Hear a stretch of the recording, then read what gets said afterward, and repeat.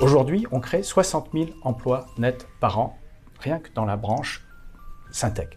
Ces 60 000 emplois nets, ça pourrait être 80 000, ça pourrait être 100 000. Il y a une corrélation très très forte, c'est ce qu'on a constaté, entre la présence de ces emplois et le dynamisme général d'une région, d'une zone de la France. Et on sait que la France, malheureusement, est caractérisée par une très très grande inégalité. Alors, dans quel sens est la causalité ? En fait, les deux se nourrissent, c'est-à-dire que s'il y a du dynamisme, vous allez attirer ce genre d'emploi. Mais ce qui est vrai aussi, c'est que ce genre d'emploi va nourrir le dynamisme. Et c'est le point fondamental, sans doute, de l'étude qu'on a pu mener avec l'Institut Sapiens pour le Syntec, c'est que si vous créez ces emplois, si vous favorisez l'apparition de ces emplois, vous favorisez plus largement toute la prospérité de la France, et c'est ça qui évidemment est intéressant dans une France qui est de plus en plus soucieuse de l'égalité de la répartition de la prospérité sur son territoire. Aujourd'hui, l'emploi dans nos métiers, il est majoritairement à Paris et dans des grandes métropoles.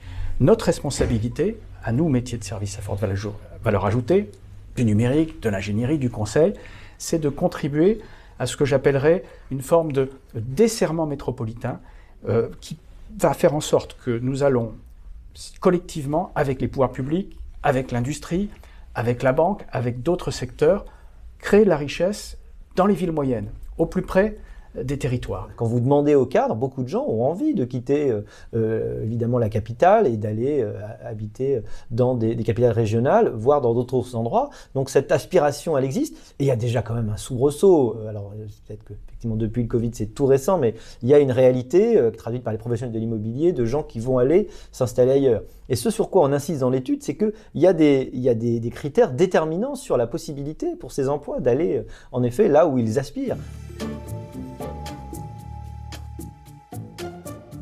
Il faut d'abord qu'il y ait de l'activité économique qui soit créée.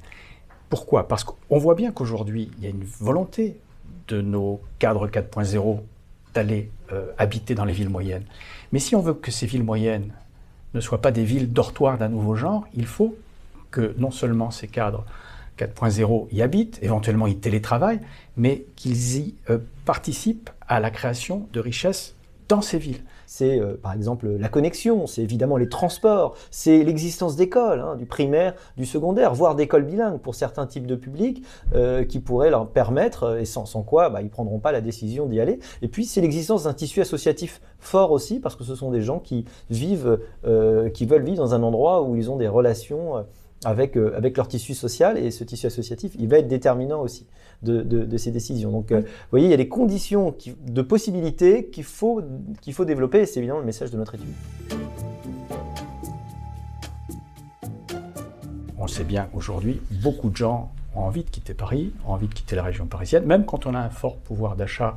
Il y a des contraintes à habiter dans des grandes métropoles. Il y a une vraie envie d'y aller. S'il y a une offre en termes d'activité qui se structure, je suis persuadé que ces cadres 4.0 vont y aller. Ça ne va pas se faire au détriment des métropoles. Il ne faut évidemment pas qu'on casse la dynamique des métropoles, ni même la dynamique parisienne. Mais il faut que les patrons de métropole, les exécutifs régionaux, s'emparent aussi du sujet de la revitalisation des territoires, à commencer par ces villes moyennes qui sont implantées dans des endroits ou même quand vous êtes dans un territoire rural ou périurbain, autour de ces villes moyennes, vous n'êtes pas trop loin de la ville moyenne. Donc vous pouvez vous projeter dans l'emploi et dans la formation.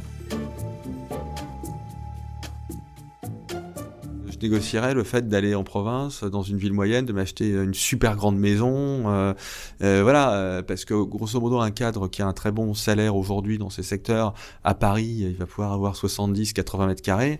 Vous allez dans une ville moyenne super sympa, comme Le Havre par exemple, donc une très belle ville, vous êtes en bord de mer, vous multipliez la surface par 3, quoi. Donc, et vous pouvez aller à Paris quand vous voulez. Donc vous voyez, là aussi, bon, vous me prenez sur le ton de l'anecdote, vous avez raison, mais derrière cette anecdote, je pense qu'il y a vraiment quelque chose de structurant qui est en train de se jouer. Alors moi, j'ai comme mon nom l'indique, des racines corses.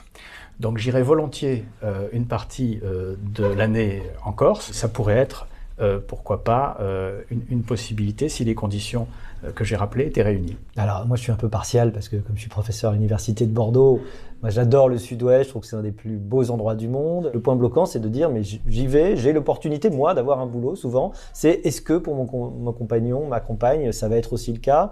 Et ça, plus vous avez un vivier et plus vous allez avoir la possibilité pour des gens de s'implanter.